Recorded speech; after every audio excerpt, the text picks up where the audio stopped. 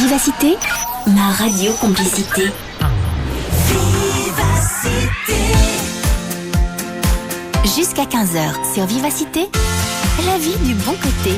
Avec Sylvie Honoré. À tous et bienvenue en ce vendredi. J'espère que vous allez bien. Nous vous présentons donc ce vendredi un livre qui traite d'une incroyable plongée dans l'éternité. On va dire ça comme ça. Et notre invité vous dira pourquoi il parle de ce pas plongé dans l'éternité. Il a fallu près d'une décennie, encore une fois, pour vous, Vincent Hammin, pour mettre en mots ce que vous avez vécu, à savoir un arrêt cardiaque de plusieurs minutes et une expérience de mort imminente. Mais on va dire mort provisoire, donc. Fait, oui. Mort provisoire. Cette aventure, donc, qui a commencé en 1999, continue encore aujourd'hui à vous enrichir. Dites-vous aussi dans votre livre, de jour en jour, cette profonde immersion intemporelle oriente, dites-vous aussi, votre vie de maintenant vers la recherche de l'impossible quête d'un amour que vous avez connu dans cet autre état, celui donc de l'autre côté, l'au-delà.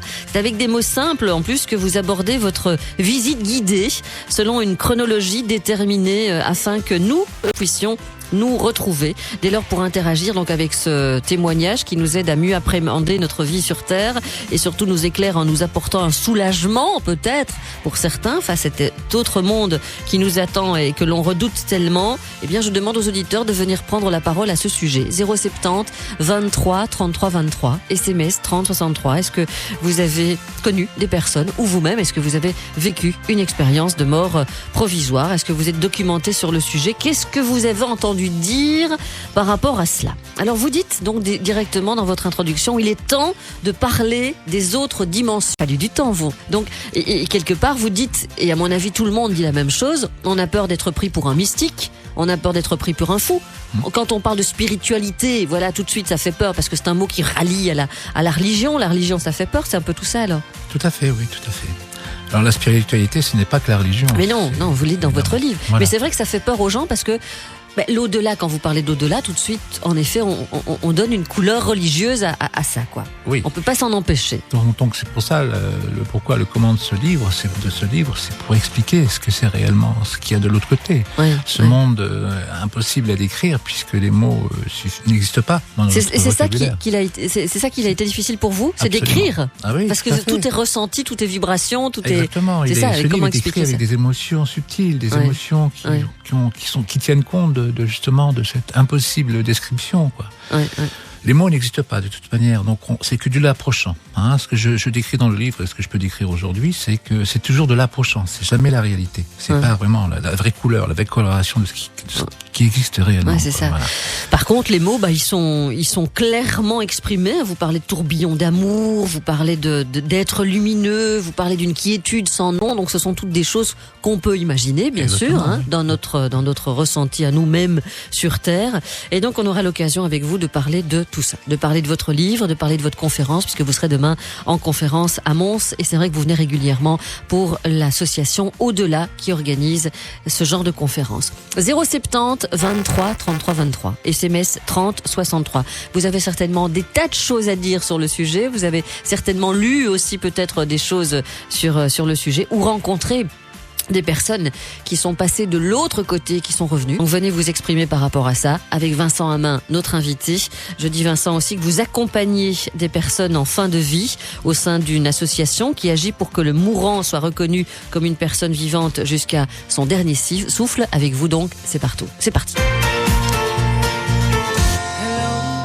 Dans la vie du bon côté, on met l'au-delà du bon côté puisqu'on accepte sans tabou d'en parler, bien entendu, en recevant Vincent Hammin, auteur, conférencier, qui accompagne des personnes en fin de vie aussi au sein d'une association. Il a vécu une expérience de mort imminente ou provisoire suite à un arrêt cardiaque. On en parlera dans quelques instants, de plusieurs minutes, même presque 40 minutes. Et vous êtes l'auteur donc de ce livre Mémorandum pour l'au-delà, qui est votre premier livre. Déjà des témoignages, bien entendu, de personnes qui sont revenues, on va dire, de là et qui ont des choses à dire. Et puis on s'interrogera peut-être aussi sur ce que dit la science par rapport à ça, sur les premières personnes qui ont osé prendre la parole publiquement pour en parler. Et ça ne date pas d'aujourd'hui, bien entendu.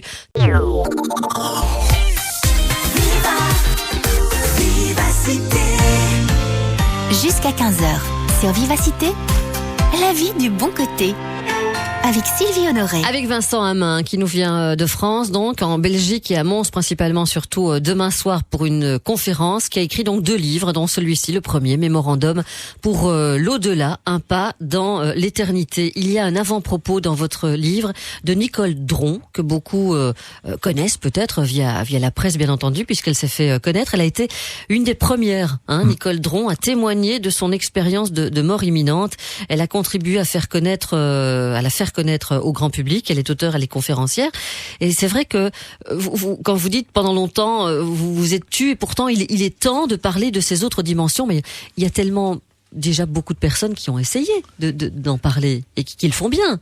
Qui essaie de vulgariser un peu ça. Tout à fait, mais c'est un peu difficile aujourd'hui parce que beaucoup de chercheurs qui sont dans le domaine de la conscience sont assez pragmatiques et refusent un peu une évidence qui est l'âme, quoi, l'existence de l'âme, de la conscience en dehors du corps. Ouais. Donc moi, quand je me suis senti, donc j'étais mort. Moi, c'est la première interrogation. Donc qu'est-ce qui se passe ? Vous êtes victime d'un arrêt cardiaque, c'est ça ? On vous prend pour un Kobe. Vous avez donc des problèmes cardiaques. Oui. Vous devez être traité pour ça. Et vous allez, donc il y a une première qui va être testée sur vous. Tout à fait, oui. Donc c'est une grande première européenne. En fait, ils vont remplacer la valve mitrale. Oui. Alors jusqu'à aujourd'hui, et encore aujourd'hui, ça se pratique encore. C'est que on remplace la valve mitrale défaillante par une valve mécanique. Moi, en l'occurrence, me concernant, c'est plutôt autre chose qui s'est passé. C'est pour ça que c'est dans le cadre d'une opération importante au niveau de Tours, à la ville de Tours. J'ai bénéficié d'une autre technique qui m'était professée par un professeur qui est descendu spécialement du Canada, professeur Tyrone, pour mettre en place ce qu'on appelle la plastie mitrale. Et la plastie mitrale, c'est en fait, on redécoupe à l'intérieur du cœur, en tenant compte du muscle, on reconstitue la valve à partir des éléments intérieurs. Voilà. D'accord. Et donc à ce moment-là, on vous perd. Et donc, on vous perd. Oui, l'opération s'est bien passée, mais vous faites une hémorragie. J'ai fait une hémorragie importante au niveau d'une des veines, je sais pas laquelle.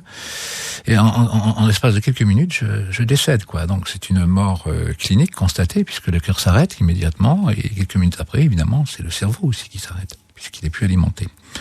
Donc à partir de ce moment-là, moi je me suis retrouvé en dehors de mon corps et c'est là, quand on parle de cette question, elle est primordiale. Je veux dire, la conscience existe en dehors du corps. Moi, je pensais que, l'âme, la conscience est intérieure, mais elle est aussi à l'extérieur.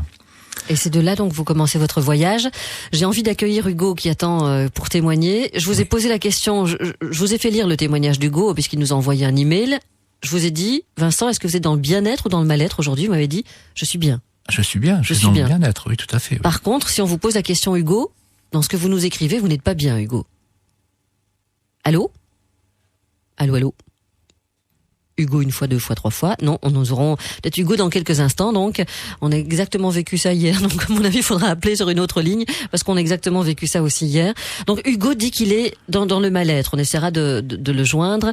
D'ailleurs, il cherche un groupe de soutien sur la Belgique pour échanger sur cette expérience, avoir des débuts de pistes pour affronter aussi son mal-être au quotidien. Pour revenir un petit peu sur la science et ceux qui ont osé donc parler de cela ouvertement.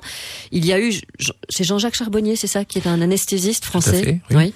Qui était au départ urgentiste. Oui.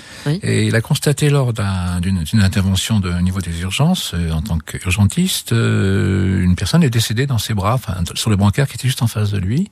Et il a constaté moi j'appelle ça un décollement de quelque chose, donc une énergie qui est une âme. Il l'a vu, il l'a senti et il l'a vu. Voilà. Donc ça l'a quand même interloqué. Il s'est posé la question depuis, et depuis il ne cesse de prouver que la mort existe, la vie existe après la mort. Il a écrit plein de livres. Il fait des conférences. Il rayonne un peu partout. C'est le premier dans le monde médical, quoi. En France, oui. En France. Qui ose dire oui. Oui, voilà. Moi, j'ai vu, moi, je dis que, quoi.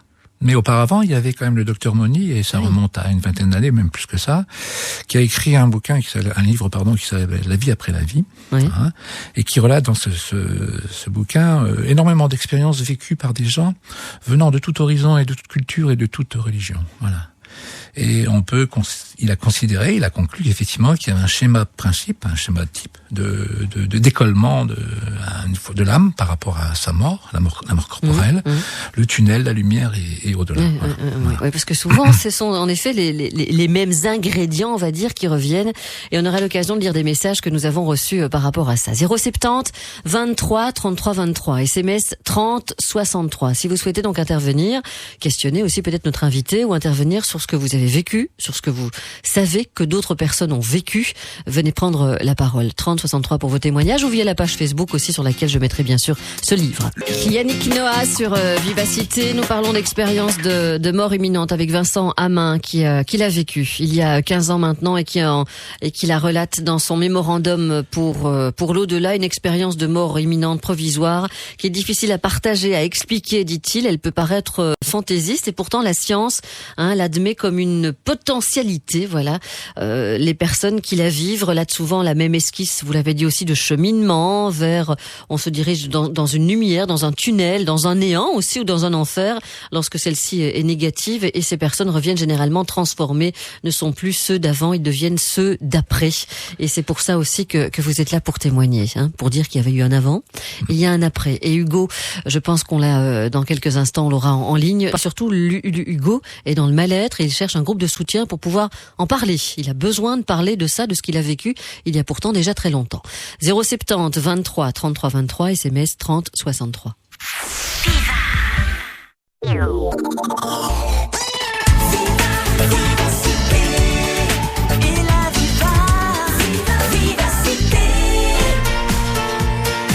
vie du bon côté. L'au-delà, l'après-vie, on va dire l'après-vie du bon côté, avec Vincent Hamin, auteur conférencier qui accompagne aussi des personnes en fin de vie au sein d'une association en France. Il sera en conférence demain à Mons, invité par l'association Au-delà. Des témoignages, bien sûr, sur la page Facebook. Ça interpelle pas mal de personnes. Philippe nous dit un sujet qui m'interpelle, Sylvie. J'ai donc décidé d'aller à la rencontre, moi, de Nicole Dron, dont vous avez parlé, qui fut la première en France à en effet témoigner sur le sujet. Mais j'ai aussi voulu aller plus loin afin de confronter les différents témoignages. Et en général, j'ai senti une belle intensité dans les mots et un point commun, ils ont changé la manière dont ils abordent la vie. Après une telle expérience, ils en ressortent métamorphosés, nous dit Philippe. La métamorphose, elle vient... Si vous devez, en quelques mots, parler de métamorphose, qu'est-ce qui vous a métamorphosé ?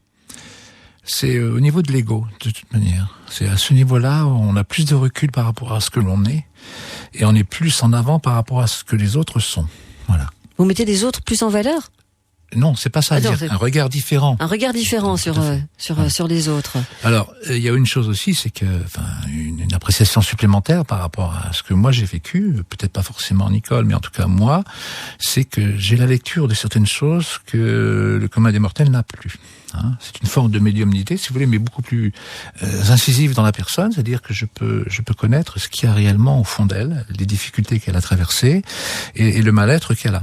Donc, vous percez alors les personnes, c'est ça, vous arrivez à percer. Oui, tout à fait.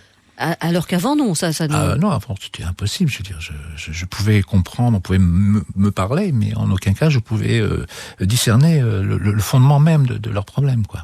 Le fait d'accompagner des personnes en fin de vie, vous m'avez dit aussi hors antenne que ça, parce qu'il y a une quête d'amour malgré tout. Oui, voilà, donc vous en parlez beaucoup. Ça, à la limite, c'est plus ce mot-là, je crois qui revient, c'est que vous êtes dans un tourbillon d'amour, quoi, quand vous êtes là-bas. Et quand on revient, on a l'amour terrestre. Voilà, on ne connaît que celui-là, nous. Et il y a toujours une recherche de ce que vous avez vécu par rapport à ça. Oui, parce que quand on va vers l'autre, de toute manière, on a un retour de l'amour, d'un amour un peu différent que d'un amour entre deux personnes liées à un problème sentimental, tout simplement, d'une vie commune. C'est beaucoup plus puissant, beaucoup plus subtil que ça. Et de l'autre côté, cet amour, ça n'a rien à voir avec celui-là que je vous parle. C'est beaucoup plus que ça. C'est la somme de toutes, comme si je peux schématiser comme ça, comme si c'était 100 000 mamans qui me disaient en un seul moment, je t'aime, quoi. Voilà. Oui. Donc c'est un peu démesuré comme dimension, mais c'est à peu près dans cette réalité-là, quoi. Surtout quand vous dites les mots. Donc voilà. On est uniquement dans le ressenti. Hugo, je pense que vous êtes là maintenant. Tout à fait, bonjour. Bonjour. Vous avez vécu une expérience de mort imminente il y a 20 ans, dites-vous maintenant. Tout à fait, à l'âge de 20 ans. Et c'est seulement il y a peu que vous avez pu comprendre que votre mal-être, parce que là vous parlez d'un mal-être, votre désintérêt de la vie terrestre, on va dire, pourrait venir de là. Tout à fait. Il y a 20 ans, lorsque ça m'est arrivé, je n'en ai pas pris la grandeur de l'événement, si vous voulez. Bon, à l'âge de 20 ans, on a d'autres préoccupations, je dirais, on a d'autres centres d'intérêt. Donc voilà, après mon expérience qui revient un peu comme monsieur a pu l'expliquer avant, je ne vais pas trop rentrer dans les détails, mais effectivement, il y a eu des corporations, il y a eu le tunnel, il y a eu la lumière, et justement, à cette arrivée de cette lumière, j'ai eu comme cette sensation d'être enfin à ma place, d'avoir les réponses aux questions et d'avoir une échelle de valeur complètement différente. Et lors de la réintégration de mon corps, cela s'est votre fait enveloppe corporelle. Oui. Voilà, cela s'est fait vraiment très, très, très violemment.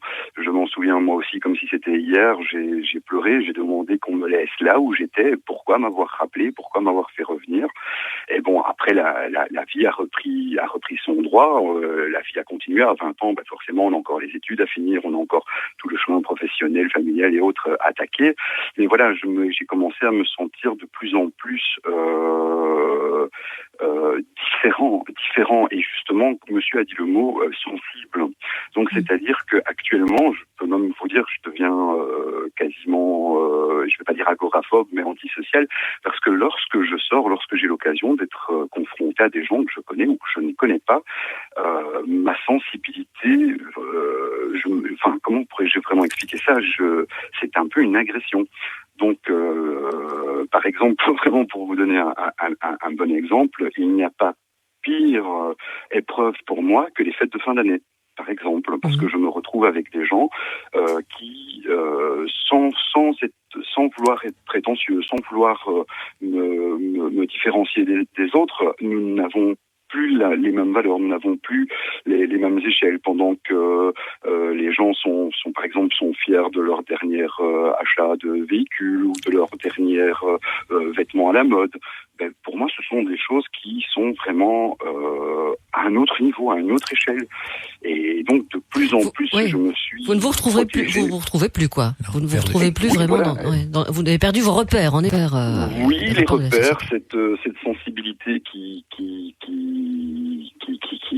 m'agresse, en fait, voilà, j'ai l'impression, par exemple, me promener dans un centre commercial, il y a pas pire comme épreuve. Après, on pourrait dire que je fabule, mais voilà, je vois les gens et je ressens des choses, j'éprouve des choses. Alors, par contre, étant plutôt cartésien, étant plutôt mathématique et scientifique, je n'ai jamais fait de rapprochement, justement, entre mon état qui a été progressivement différent et cette expérience de mort imminente arrivée il y a 20 ans. Et c'est vraiment par le plus grand des hasards, en zappant sur la télévision, je suis tombé sur une émission où il y avait des gens qui témoignaient justement de la différence, où là je me suis reconnu, mais à 200%. Et comme je l'écrivais dans votre message, j'ai commencé déjà à chercher sur la Belgique des groupes de soutien. Pour pouvoir discuter, parce que je vois qu'il y en a pour qui c'est une métamorphose, mais enfin bénéfique. Enfin, je veux dire, qui arrive à gérer cette métamorphose. Mais ça, vous pouvez déjà un peu parler à Hugo, alors, puisque vous allez vous comprendre tous les deux. Oui, je comprends très bien ce que tu veux dire, Hugo, mais effectivement, il faut bien comprendre, se poser la question. La première question, c'est dire pourquoi j'ai fait cette expérience. Il y a bien une raison, et cette raison est au fond de toi. Si tu vas pas la ressortir, cette question, tu vas te poser des questions sur tout le reste dans lequel tu vas, dans ta vie, tout ton parcours de vie, tu vas être complètement en désaccord avec ce que tu vois. Donc c'est avant tout de se revenir en soi-même et de se poser la question, mais pourquoi j'ai fait ça? Peut-être pas tout seul, peut-être se faire accompagner. Exactement. C'est ça, pour entendre aussi d'autres témoignages et d'autres personnes qui sont dans la même démarche. Moi j'en connais beaucoup qui sont en plein désarroi aujourd'hui. Parce qu'ils comprennent pas par rapport à ce qu'ils ressentent. Avant ils étaient différents, mais aujourd'hui... Comme lui alors, comme Hugo quoi. Voilà, exactement. Ils sont plus à leur place. Exactement. C'est un peu ça quoi, ils qu'on entend. Parce que, comme l'a bien expliqué Hugo, le matérialisme aujourd'hui est assez impressionnant. Je veux dire, les gens s'orientent beaucoup de plus en plus vers ça. Et donc ça choque. Pour nous, ça choque. Moi, je fais un travail beaucoup sur moi-même pour éviter de rentrer dedans, parce que c'est vrai que je pourrais expliquer les choses un petit peu autrement, mais en l'occurrence, là, il faut être en retenue par rapport à ça. Et si on va effectivement à la confrontation vis-à-vis de ces personnes-là, même de la famille, parce que moi, j'ai été confronté à ça dans ma famille, c'est pour ça que j'ai créé un déni, moi, de ça. Non, ça n'existe pas. C'est pas possible, c'est une invention de mon cerveau, de ma conscience, enfin, bref. Ah oui, non, voilà. Oui, jusque-là, quoi. Et il y a un moment... Vous êtes interdit de penser à ça, alors? Parce que j'étais heurté à ce que vit aujourd'hui Hugo, pardon. Et voilà, et à un moment donné, il s'est passé quelque chose, mais ça je pourrais le raconter tout à l'heure, d'incroyable, et je crois que ça pourra lui arriver à un moment donné si il arrive à descendre au fond de soi-même pour trouver l'espoir d'aller au-delà de ces différences qui sont flagrantes pour lui, et de comprendre le comment, le pourquoi, le comment, et de faire en sorte qu'il aille bien dans sa vie, quoi. Merci Hugo pour ce témoignage, et vous n'êtes pas le seul à écrire ce genre de choses, hein, ça je peux vous le dire, parce qu'on en a beaucoup des témoignages comme ça. 070 23 33 23, SMS 30 63. Vincent, je lis le message de Vincent sur la page Facebook. Pendant un arrêt cardiaque, Sylvie à l'hôpital, je me suis retrouvée dans une prairie, près d'un bois. Il y avait de jeunes enfants qui jouaient ensemble. À côté de moi, je sentais 2 adultes qui surveillaient. Ce qui m'a semblé étrange, c'est que j'étais dans le corps d'un bébé, ou à peine plus grand. C'était très agréable. Puis d'un seul coup, tout est devenu noir. Je me suis réveillée avec le médecin qui m'appelait. Puis j'ai entendu donc que l'on m'appelait. Voilà. Et le voyage s'est terminé. On m'a réanimé, dit-il. Vous parlez aussi dans votre livre.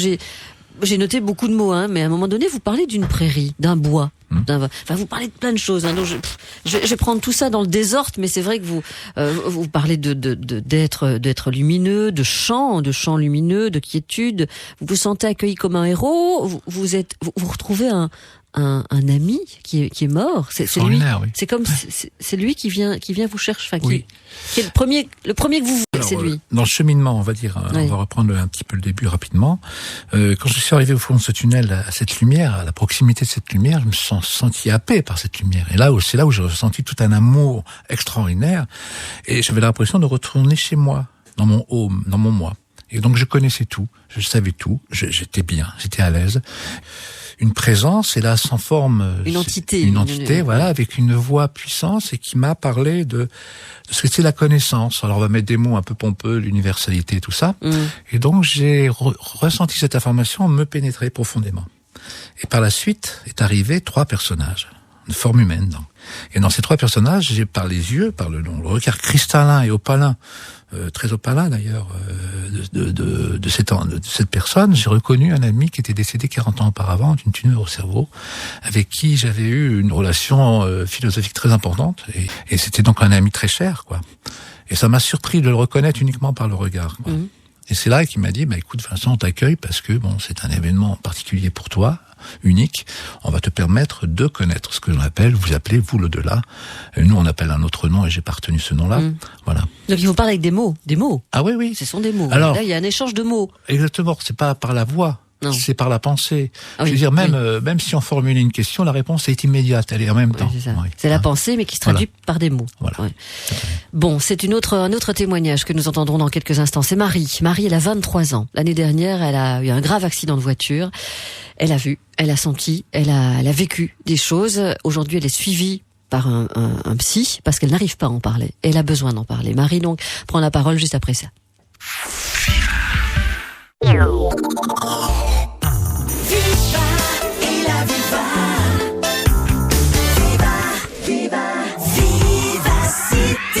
Vincent Hammin, qui en donne la parole aujourd'hui, est notre invité. Il est l'auteur donc de ce livre qui s'intitule Mémorandum pour l'au-delà. C'est aux éditions La Providence. Expérience de mort imminente, difficile à partager, difficile à expliquer.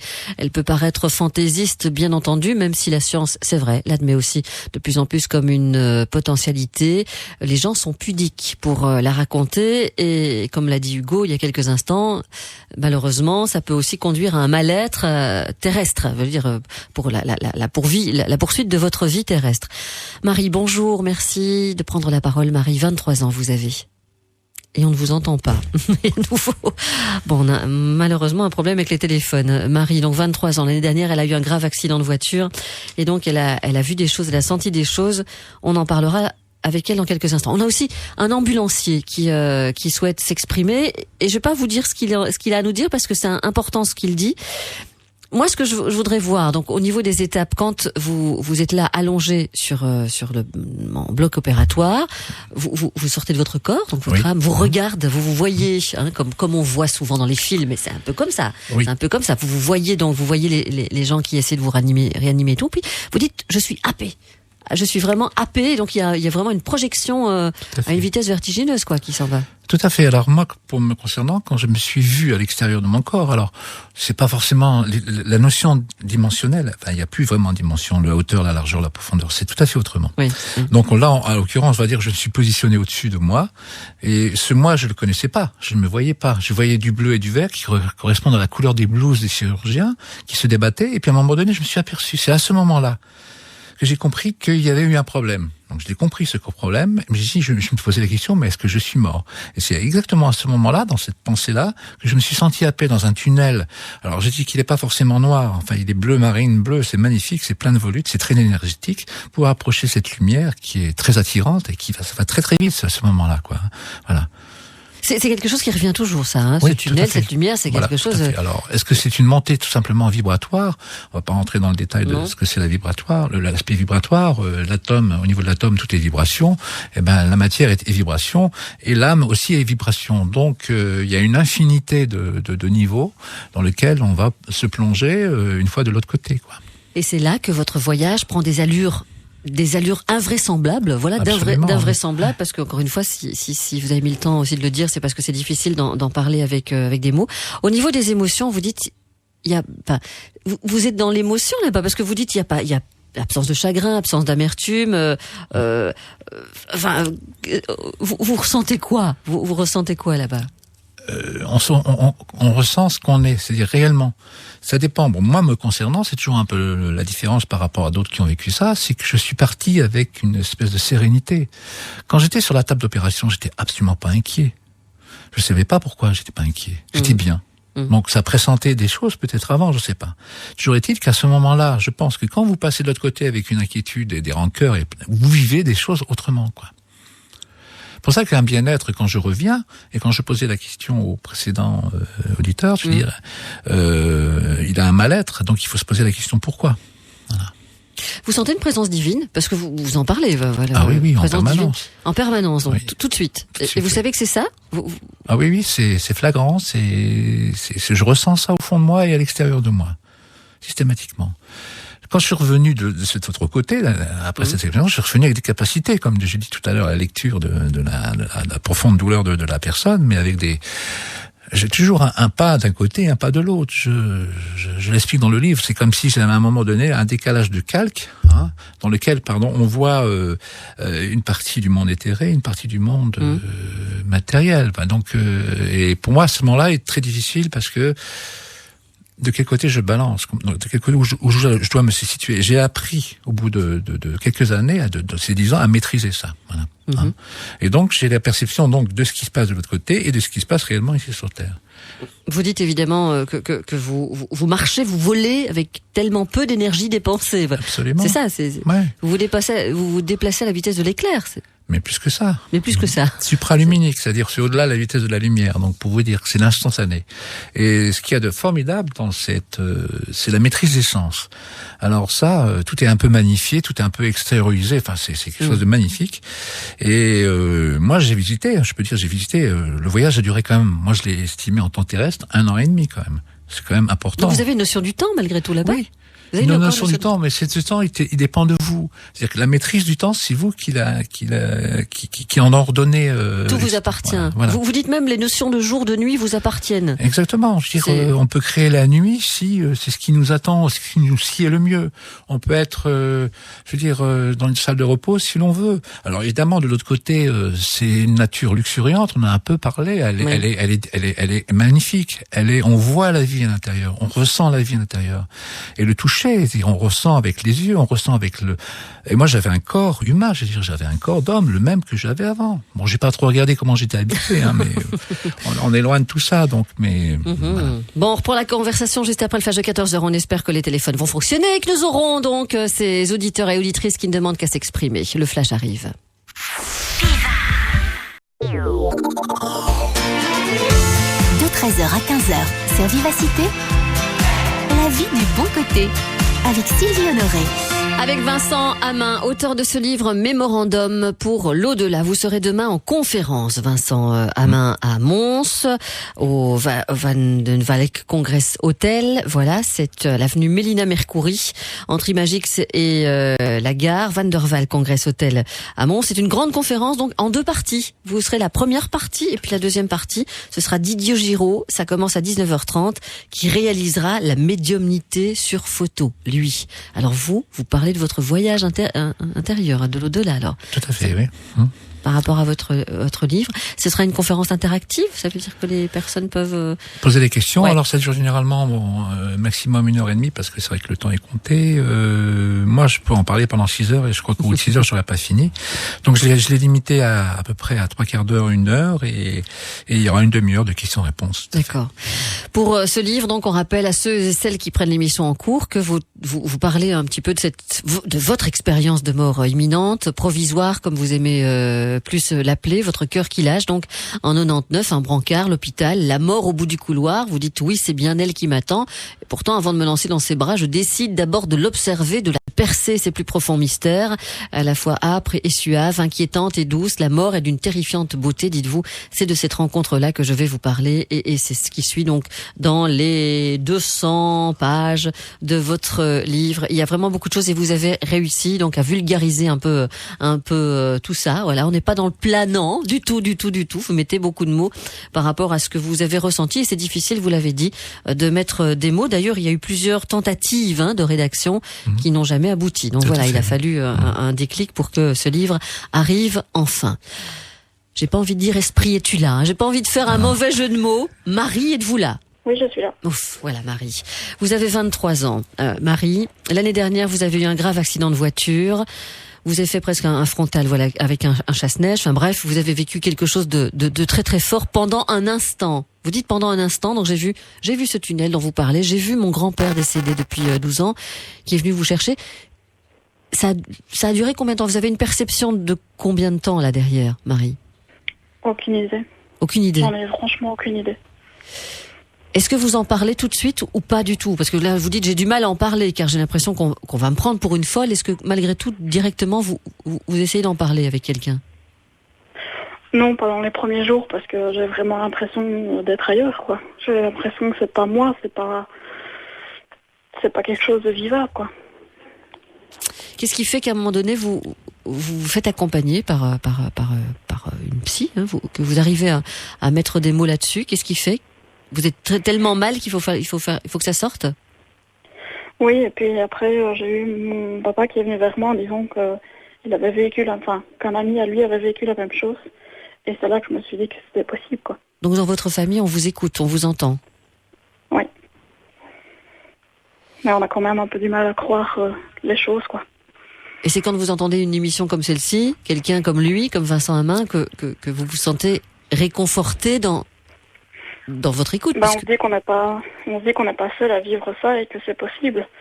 Alors qu'on pense que c'est pas possible, qu'on divague, quoi, qu'on n'est pas à sa tête à soi et qu'on n'est pas dans le même monde, quoi. Et qu'est-ce qui est le plus dur aujourd'hui? Qu'est-ce qui est le plus dur? Vous avez envie d'oublier ce qui s'est passé, ou au contraire vous avez envie de retourner vers ça? Retourner vers ça, non. Mais me dire que j'ai une protection derrière moi, oui. Et me dire que maintenant je dois profiter de la vie et que voilà, j'ai une protection avec moi et que tout peut se passer dans la vie, que je ne serai pas seule, quoi. Qu'est-ce que vous appelez protection? Votre grand-père, je suppose. Non? Oui. C'est ça? Oui. Il est venu vous parler. Il vous a parlé? C'était trop court que pour dire oui ou non. J'ai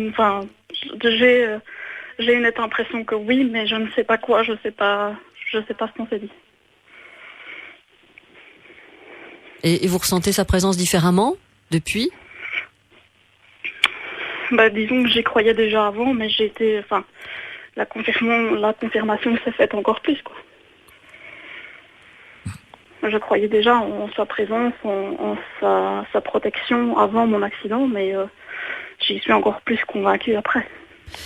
Vincent, vous avez accompagné, vous avez pris la parole dans des groupes de parole. Hein.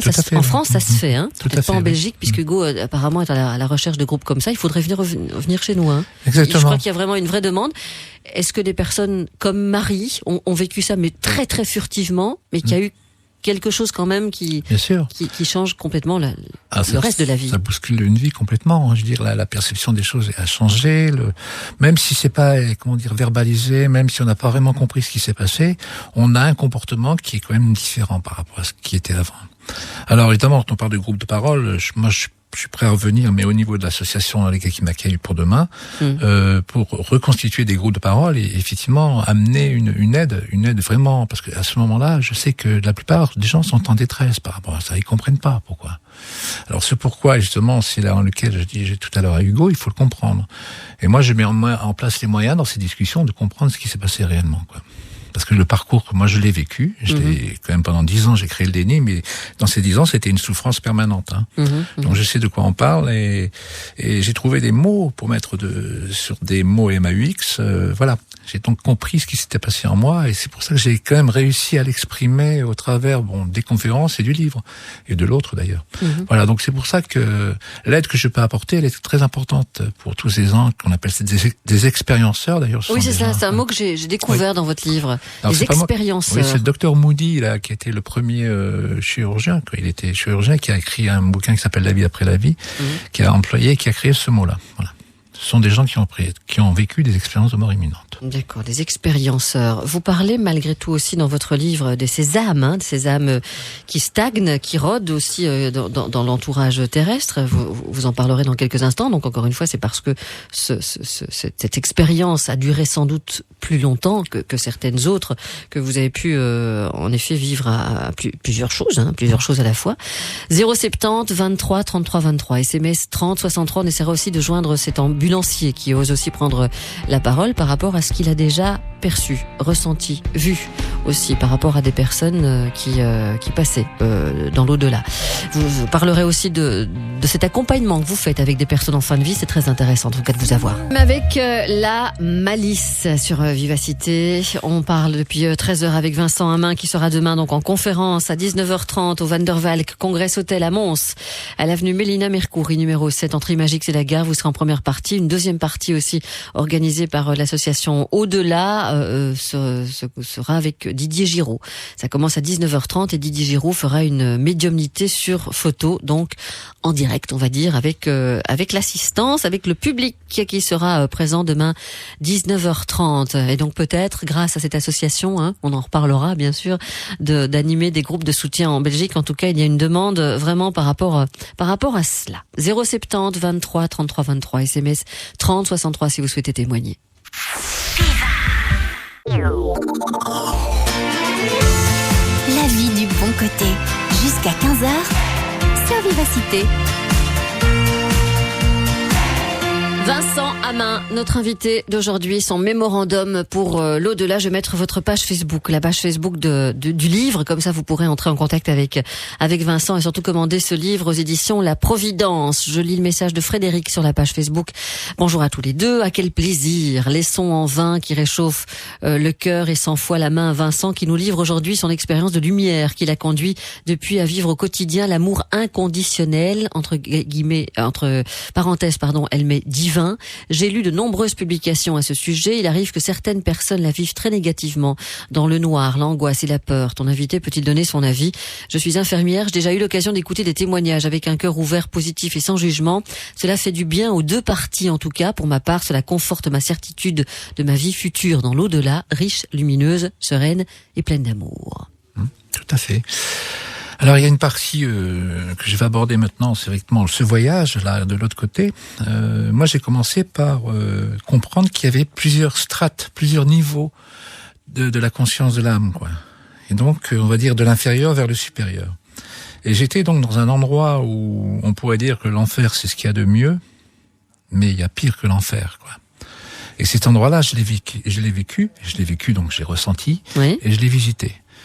Alors c'est là où ça devient très très très difficile à exprimer, puisque de toute manière l'émotion remonte très vite à ce moment-là. Quand j'en parle en conférence, je suis pas bien parce que je revois et je ressens toute la somme de tout ce qui peut exister comme haine et comme méchanceté au niveau de la conscience. Et donc je me suis retrouvé dans ces endroits-là avec l'appréhension de visages complètement désolés, de frontières sans être des frontières, des espèces de marasme pas possible, de nuances dans le gris et dans le noir, avec une profondeur très très limitée. D'ailleurs, on a l'impression d'être dans une dimension à 2 dimensions, enfin voilà, avec une forte présence et très rémanente d'une haine telle que j'avais l'impression d'être dans le cerveau de quelqu'un qui est conçu que pour la haine. C'est quelque chose de morbide et de terrible, et face à une muraille qui se présentait devant moi, qui était faite de marron luisante et de scories dont sortaient à ce moment-là des cris et des vociférations de paroles complètement désobligeantes, en essayant de me tenir dans la haine. J'ai traversé cette muraille avec mes 3 compagnons, qui étaient quand même un rempart par rapport à ce qui se passait, et j'ai pu constater des paysages dévastés de plaines et de vallées incroyables. Ah, vous avez vu tout ça aussi, quoi. Une espèce de dames maraudes, furtives, qui sont là avec des... Et en parlant d'âmes, vous parlez de ces âmes qui stagnent, qui rôdent dans l'entourage terrestre, et vous dites elles influent sur le comportement de beaucoup d'humains qui ont la responsabilité du pouvoir. Exactement. Alors moi ça je l'ai constaté après, effectivement, donc il y a des âmes maraudes qui sont là pour se calquer à l'existant, qui sont dans qui sont dans le corporel. Moi je les appelle autrement, j'appelle ça des âmes ventouses et des âmes buvards, c'est-à-dire qui vont pomper votre énergie pour vous les assouvir, et rentrer en vous pour vous permettre de revivre les sentiments que vous partagez directement. Donc pompe l'énergie, il y a des âmes ventouses qui vont ingérer au fur et à mesure votre sensation de bien-être pour arriver dans un mal-être. Et il y a après ces autres âmes qui sont là, qui sont en quête de pouvoir, en quête de recherche de pouvoir, et qui sont au niveau des gouvernants, donc tous les niveaux. Vous n'avez pas de nom, hein. Non, je dis rien. Qui sont là pour pénétrer des portes qui vont s'ouvrir à un moment donné, puisque on est tous confrontés à des solitudes et des douleurs personnelles. Et ces douleurs personnelles, c'est quand même une fragilité qui va permettre à l'âme noire, sombre, nauséabonde, à pénétrer en vous. Et moi, je pratique des soins par rapport à ça. Des soins ? Oui. Il y en a beaucoup qui sont venus me voir chez moi, et encore récemment, là, hier matin, et même avant-hier, qui sont possédés par des gens qui sont vraiment de haut niveau. Moi-même, j'ai été attaqué, je dirais. Ces âmes qui rôdent alors, c'est ça, qui stagnent et qui... Mais on dit par exemple que les morts violentes aussi, c'est les personnes qui sont proie, des ambulanciers, justement, des pompiers, des policiers, peuvent à un moment donné se laisser ventouser. On va dire. Exactement, voilà. Par des âmes qui... Alors, la mort brutale, c'est quelque chose de terrible en soi, c'est vrai, mais ça perturbe beaucoup l'instant, le moment où on se trouve de l'autre côté. On n'a pas l'impression d'être mort. On est encore dans ce monde de vivant. Et donc, si on n'est pas préparé, même en amont, même jeune, on est perturbé. Donc, des âmes errantes. Vous avez rencontré ? Vous avez rencontré des âmes comme ça qui sont, bien sûr, qui savent pas où elles se situent. Non, et ils sont toujours généralement sur les lieux de l'accident ou les lieux de vie dans lesquels ils ont été plongés directement par cette atrocité qu'est la mort à ce niveau-là, parce que c'est perturbant. Hein. D'un seul coup, vous basculez en un instant en une seconde, un moment tangible et un monde complètement éthéré, quoi. Quand il y a un point de non-retour, bien entendu. Voilà, bon, on essaie de joindre pas mal de personnes. Malheureusement, des personnes qui ne souhaitent pas intervenir sur antenne. 070 23 33 23, SMS 30 63. Si vous souhaitez donc intervenir, nous faire un petit message, nous appeler, mais surtout avoir aussi le cran, je vais pas dire le cran, mais tout simplement l'envie de passer, d'interagir avec nous sur le sujet. Le temps d'écouter Aveneur, si vous prenez cette émission en cours. Donc vous pourrez la réécouter de toute façon, parce qu'on a déjà dit pas mal de choses depuis 13h. 15h. C'est Vincent Hammin qui est notre invité aujourd'hui. Cité message de Pascal qui s'adresse à nous, donc à Vincent surtout, à vous. Vincent, belle démarche que celle de réserver un écho à ces expériences de mort provisoire sur vos antennes. Praticienne en hypnose spirituelle de régression dans les vies antérieures. J'ai envie de partager les mots de Daniel Meroy, qui est auteur et conférencier. Alors il a dit, donc Daniel Meroy, 12 millions aux États-Unis, 20 millions en Europe. Je parle ici du nombre de personnes qui ont connu des morts cliniques et qui rapportent des témoignages de leur vécu au seuil de la mort. À ces chiffres-là, il faudrait rajouter évidemment ceux des autres parties du globe, ceux des personnes qui n'ont rien osé raconter et qui ne diront jamais rien par peur du ridicule. Tout cela ne prouve rien, paraît-il. 30 ans après le célèbre livre du docteur Moody, et ceux qui ont publié des quantités d'autres personnes témoignent de choses éclairantes. On en est encore là. On continue de nier avec dédain. Il n'y a vraiment pas besoin d'inventer quoi que ce soit au-delà des délires. Il existe des faits, des témoignages, des réflexions sérieuses et crédibles dans toutes les cultures et par millions. Voilà. Tout à fait. Alors, il y a à peu près 4% de l'humanité aujourd'hui qui a vécu une expérience de mort imminente, ce qui est énorme. Ah oui, 4%. Donc, c'est on est au-delà des 30 au niveau de l'Europe et au niveau des États-Unis. Donc c'est quand même considérable. Donc on peut pas dire que 4% des gens racontent des bêtises ou voilà. Je pense qu'il faut tenir ça, faut être sérieux par rapport à ça, et honnêtement, oui, c'est vrai. Alors, tout à l'heure, j'ai vu un message, on me disait, effectivement, faire attention d'être pas toujours dans le positif, au contraire, il faut être dans le positif, en sachant que moi, j'ai vu des états où, effectivement, les suicidés, ceux qui ont mis fin, donc des départs volontaires, on va dire, ce n'est pas des bons états non plus. Hein. Moi, je le partage bien dans le livre, mais je raconte ce qui s'y passe et c'est pas forcément drôle, puisque le mal existe aussi de l'autre côté, le mal-être existe de l'autre côté, et là, du coup, on ne sait plus comment s'en défaire, donc ça devient beaucoup plus compliqué à gérer. Donc, je veux bien parler moi je viens de parler de l'enfer, parce qu'il y a pire que l'enfer, hein. Et je peux parler aussi de ce qu'il y a à son inverse, donc dans le supérieur, au niveau de la sphère maximum, et on va parler d'infini à ce moment-là, qu'il n'y a pas de limite à ce niveau de l'intensité d'amour. Hein, on va vers une infinie de sensations et d'extraordinaires paysages. Je veux dire, il n'y a aucune limite à ça. On aura dans quelques instants le témoignage d'Emmanuel. Sans avoir vécu, dit-elle, l'expérience de mort imminente, je me suis déjà retrouvée hors de mon corps. Ma conscience m'observant, et là elle a des choses à dire par rapport à ça, elle dit terrible épreuve de revenir dans un corps dans mon corps tant j'étais bien. Emmanuel s'exprime dans un instant. La vie du bon côté, jusqu'à 15h, avec Sylvie Honoré. Je lis le message d'Aline aussi, elle dit « Accidentée à 10 ans, je suis tombée dans un coma profond. J'ai toujours dit que quelqu'un me parle. Mes parents et médecins, personne n'était près de moi. Étant dans une chambre noire isolée, cette présence ne m'a jamais quittée. Grâce à votre émission, je me conforte dans mes idées. Merci pour cela. Merci de parler de cela, dit Aline. » Emmanuel, bonjour. Bonjour. Emmanuel, est-ce que vous êtes recensé, parce que dans tous les chiffres qu'on vient de citer, Vincent Hammin, est-ce qu'on a parlé des personnes qui ne vivent pas cette expérience de mort imminente, de mort provisoire, mais qui sortent de leur corps? On ne dit pas décorporation, on dit quoi? Sortie de corps. Sortie de corps, voilà, une sortie de corps. Vous avez vécu ça à plusieurs reprises, en fait, Emmanuel? Je l'ai vécu à plusieurs reprises, mais avant ça, je veux dire, si je prends le début de mon parcours, à l'âge de 23-24 ans, j'ai commencé à me rendre compte que certaines entités prenaient contact avec moi.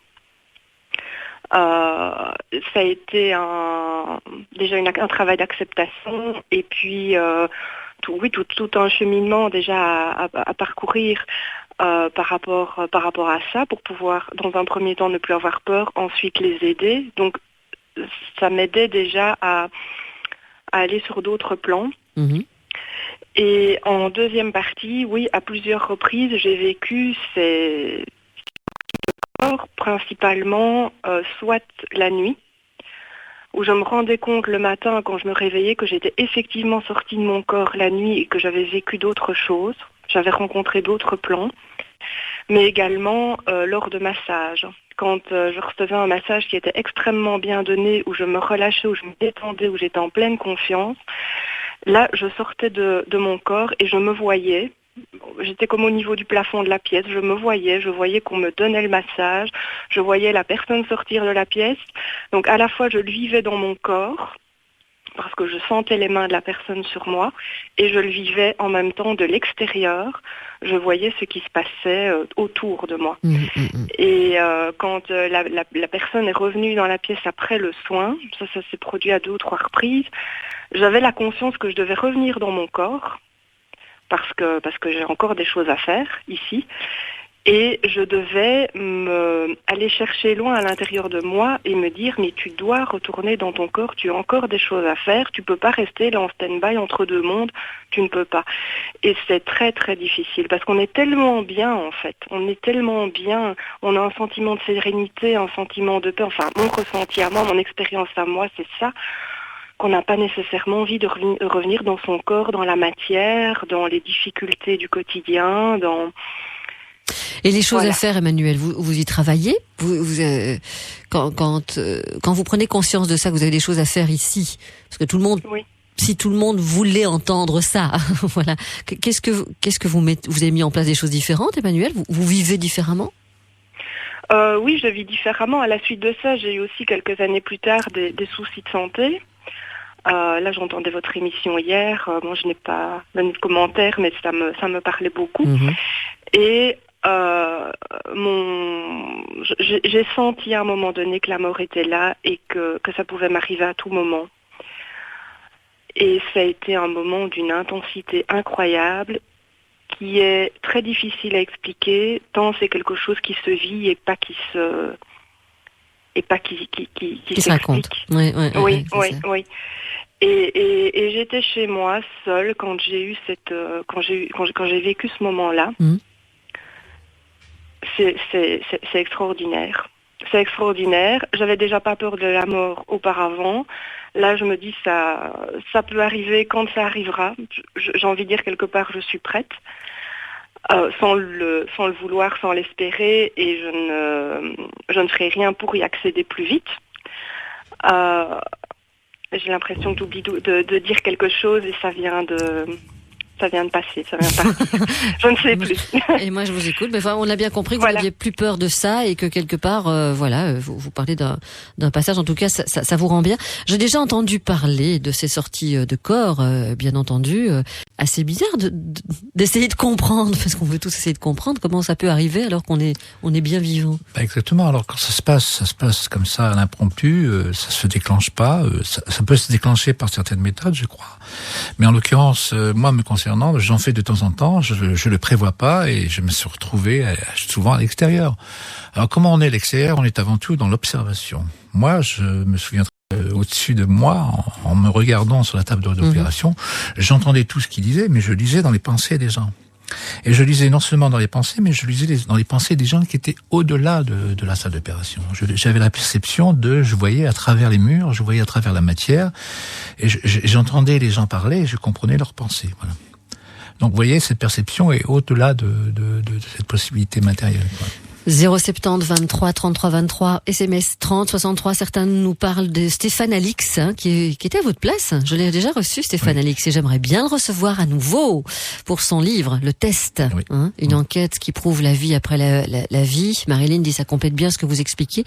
J'ai entendu dire, donc il a mis dans le cercueil de son papa des objets, c'est ça? 4 objets, oui. Des objets, et il a demandé à des médiums. À 5 médiums, je crois, de dire ce qu'il avait mis, quoi. Voilà. Mais sans au préalablement les prévenir. Ils consultaient tout simplement, et puis à un moment donné, il y a une seule personne qui est Dominique Vallée, je crois, qui était donc médium, et qui est médium, et qui a donc écrit la préface de de votre livre, qui a détecté entre autres trois objets, sans vraiment. Et à un moment donné, donc c'était à la fin de l'entretien, Dominique a dit à Stéphane de dire mais ton papa me parle beaucoup de choses bizarres et il comprend pas pourquoi, il veut pas comprendre pourquoi que tu as mis un pinceau dans les objets, quoi.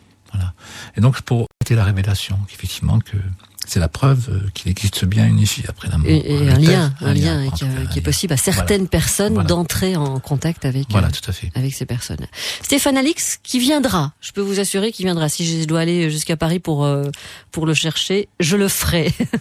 070 23 33 23, SMS 30 63. Andrea Bocelli. Je vous assure qu'on n'y est pour rien dans la programmation. C'est un petit clin d'œil de l'univers. Voilà, chaque jour, il y a toujours une chanson qui colle parfaitement bien avec le thème que nous abordons.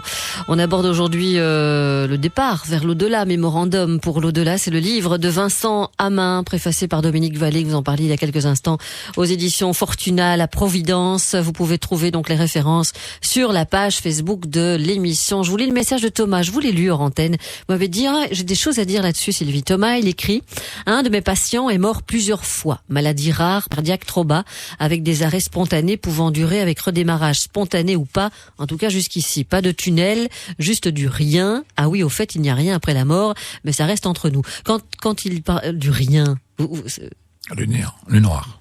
Le rien, c'est le noir ou c'est le... Oui, c'est le néant, quoi. Oui, c'est ça, le néant. Et il y en a qui disent ça, il y en a qui écrivent ça, il y en a oui, qui ont vécu effectivement une expérience de mort imminente, ils se sont retrouvés dans le noir, mais un noir prégnant, que la profondeur est incommensurable, quoi. Alors je pense qu'en se posant la question, mais pourquoi ils ont vécu ça, donc on appelle ça pas forcément une expérience positive, plutôt négative, elle se situe au niveau du moment de la mort, dans quel état on part, quoi, dans quel état de conscience dans lequel on est, et est-ce que l'on croit à quelque chose éventuellement, ou est-ce que l'on ne croit pas. Et je crois que c'est déterminant pour ce qui se passe pour après, quoi. Donc, en l'occurrence, c'est vrai, la personne qui a relaté ça, à un moment donné, disait qu'effectivement, pour lui, la mort, c'était le néant, quoi. Et il y a Thierry qui lui répond, on ne meurt qu'une fois dans une vie, rien à voir avec le cœur qui s'arrête et repart. Au moment de la mort, le cerveau est hyperactif, comme s'il transmettait des données ailleurs. Et s'il y a quelque chose après la mort, j'en suis perçu à mort de proches à distance, et leur présence après, et aussi pour m'être retrouvé en dehors après une intoxication alimentaire. Enfin bref, donc il y a pas mal de... je sais bien, sur la page Facebook, les uns et les autres se répondent, donc ça c'est très important. Elisabeth écrit cette question, et moi je peux vous dire que oui, puisque j'ai lu votre livre. Dans son expérience, Vincent Hammin a-t-il croisé des suicidés? Si oui, comment les a-t-il ressentis? Oui, vous en parlez. Absolument, oui, tout à fait. Alors, l'état de suicider de l'autre côté n'enlève pas la douleur pour laquelle ils ont fait le geste. C'est ça qui est très important. Je veux dire, effectivement, on bascule brutalement d'un côté, c'est comme une mort violente, on comprend pas où on est. Et pourtant, pour ces personnes qui ont fait des départs volontaires, se retrouvent dans la même condition terrestre, dans la même douleur, le même cheminement. Et donc, tout de suite arrive pour eux un regret immense, parce que le geste est fait et la douleur est pour les autres aussi. Pour la famille qui reste là, qui comprend, et c'est très douloureux à vivre pour eux. Mais comment vous savez que ce sont des suicidés? Comment vous le savez? Que je le vois, je le ressens. Vous le ressentez? Je le sens. Je ressens tout. De l'autre côté, on ressent tout ce qu'il y a en l'autre. On comprend tout, on ressent tout, on comprend tout. Voilà. Et donc c'est des états de transitoire, évidemment, que c'est pas éternel, ces endroits-là. C'est des gens qui ont effectivement, alors il y a plusieurs états de suicider. Il y a l'état qui est lié à un problème de chute sociale très importante, une entreprise qui s'écroule, la personne qui est concernée n'a plus le courage d'envisager autrement la chose. Donc là, c'est beaucoup plus lourd comme état.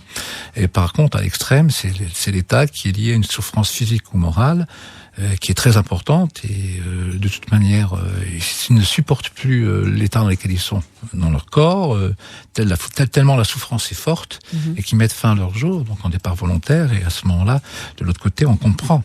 Tout dépend de la motivation, en fait. C'est une question de motivation. Pourquoi voilà pour votre question, Elisabeth. Donc le livre s'intitule bien Mémorandum pour l'au-delà, et les références sont sur la page Facebook. Oui, pardon. Faire attention, parce que on pourrait dire que tout est beau, c'est le monde des bisounours. De l'autre côté. Pas du tout. Dites que non aussi, parce qu'il y a des personnes qui disent attention à ce que vous dites. Éviter les départs volontaires. Je peux vous dire que c'est pas absolument dur, c'est très très difficile de vivre comme de l'autre côté, comme dans cet état-là. C'est très compliqué à gérer, et c'est que de la souffrance. Donc évitez. S'il vous plaît, merci. Jane, dans quelques instants, s'exprime. Elle a vécu, elle aussi, un coma, une réanimation. Elle était sceptique, mais cette expérience lui a fait comprendre beaucoup de choses. Donc Jane viendra nous en parler juste après ceci.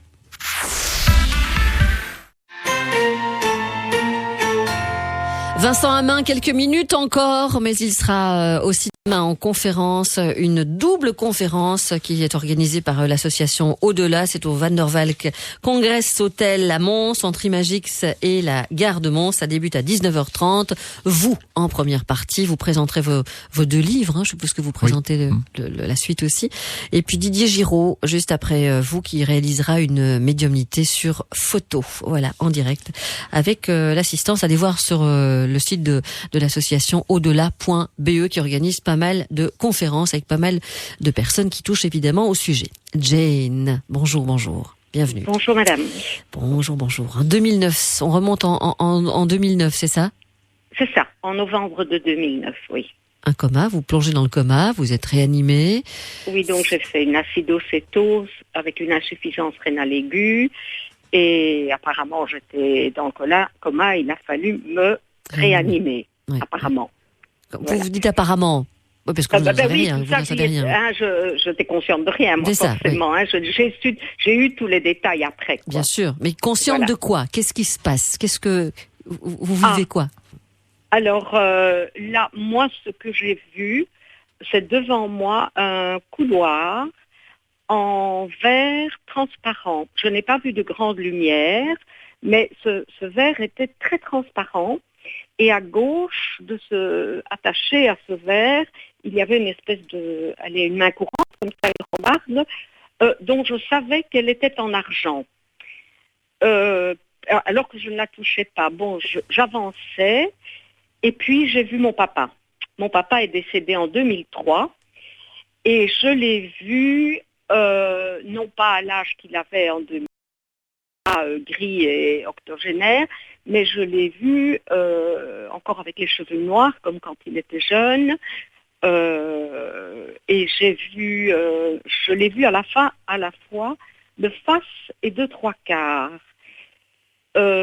Il avait une superbe bonne mine.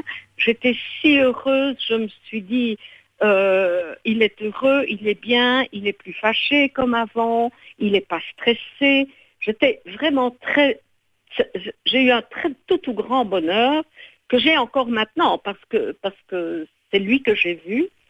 J'ai eu une vue aussi comme si je regardais dans un microscope de la trame du drap de son veston qui était étonnamment, il portait le costume bleu dans lequel nous l'avons habillé avant de le mettre en bière. Jane, ça fait 6 ans de ça alors, tous ces détails dont vous vous souvenez. C'est comme Vincent l'a dit en début d'émission, c'est comme si c'était il y a 10 minutes. Ah oui, tout à fait. Ce ne sont pas des souvenirs qui sont mesurables. Enfin, c'est même pas des souvenirs, ça reste présent, quoi. Qu'est-ce que ça vous a apporté cette expérience aujourd'hui? Beaucoup de joie. D'abord, moi, j'étais très sceptique, parce que même dans les années 70, j'avais lu, comme beaucoup de gens, le livre de Moody. Par la suite, en lisant pendant les années 80 d'autres ouvrages sur la question, ou bien en tout cas autour de la mort, de la gestion de la mort, etc. Moi, j'étais quand même très sceptique et je m'étais dit, non, ce sont nos neurones et nos synapses qui sont en pagaille au moment de la mort physique. Et voilà. Mais là, maintenant, depuis novembre 2009, moi, je sais que parce que mon papa m'a parlé aussi. De la joie, donc c'est vraiment aussi quelque chose qui revient souvent, sauf encore une fois pour Hugo tout à l'heure. Moi j'ai une dernière question à vous poser parce que vous accompagnez des personnes en fin de vie. Oui. Vous m'avez dit hors antenne, Vincent, que vous restez au moment où ces personnes quittent cette dimension-ci. Et vous les accompagnez encore, vous ressentez des choses, vous percevez des choses? Absolument, je ressens le décollement de l'âme, de corps de matière, je ressens ce passage dans cette autre partie, cet autre état, et je l'accompagne jusqu'à une limite évidemment autorisée, ou je m'autorise en tout cas, ce qui on peut dire la lumière, voilà. Et je reviens, moi je reprends mon état à moi, corporel, voilà. Et c'est vrai que ces moments-là sont vécus, donc je fais de l'accompagnement de personnes en fin de vie, et je vais jusqu'au moment de la mort, jusqu'à ce moment extraordinaire, que moi je trouve extraordinaire, Et que c'est à ce moment-là où même la famille qui est là, présente, de temps en temps, ressent et revit ce qu'a pu vivre Jean-Jacques Charbonnier, une espèce de souffle de vie qui s'échappe et qu'on voit, on pressent les choses de l'âme qui quitte le corps, quoi. Je vous avais dit qu'on avait un ambulancier aussi tout à l'heure qui nous parlait de ça. Il parle de ce souffle-là aussi qui passe à travers ses doigts, quoi. Il en parlait comme ça tout à l'heure. Voilà, j'en trouve pas le message. Ah voilà, si, le voilà. C'est une sensation étrange et non, je ne le retrouve plus. Voilà, ça n'est pas grave. Est-ce qu'il y a un échange aussi, les personnes qui partent? Est-ce qu'il y en a toujours est-ce qu'elles ont toujours la conscience de vous parler? Absolument. Elles vous disent quoi? Alors, il y a un moment de mourir, juste à l'instant de mourir, il y a beaucoup d'allers-retours entre le monde d'après et le monde actuel. Et c'est des bribes de temps où la personne consciente essaie de transmettre ce qu'elle ressent en voyant ce qu'elle voit de l'autre côté. Il est arrivé plusieurs fois d'ailleurs que c'était même rapporté par plein de gens, que les gens parlent de lumière, de gens qui les attendent, et c'est merveilleux, tout est amour, voilà. Et ces mots-là sont prononcés à ce moment-là, quand l'âme consciente de quitter son corps, quoi, arrive à transmettre cette invraisemblable lumière qu'il y a de l'autre côté, quoi. Bon, il y aura encore bien d'autres choses que vous allez dire demain en conférence. Oui, et puis il sera peut-être l'occasion de revenir ici aussi, je sais pas, pour avancer sur les travaux qu'on va mettre en place, justement par rapport au groupe de parole. En Belgique, et pourquoi pas finalement que cette émission soit un déclic. Merci beaucoup. Absolument. Vincent Hammin. Merci à toi Sylvie. Je serai demain donc à Mons en conférence au Van der Valk Congress Hotel à partir de 19h30. Allez, retour s'installe. Retrouvez tous vos programmes sur www.vivacité.be.